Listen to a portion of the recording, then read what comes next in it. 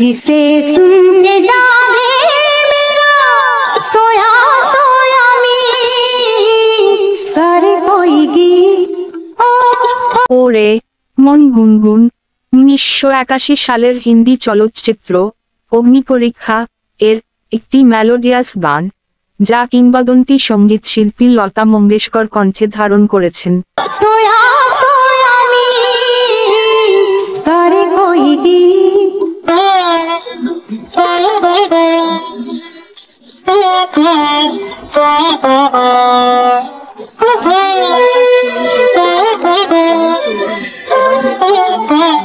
এই গানটি প্রেমের আবেগ ও অনুভূতির মিশেলে গঠিত, যেখানে প্রিয়জনের প্রতি আকুলতা ও ভালোবাসা প্রকাশ পেয়েছে।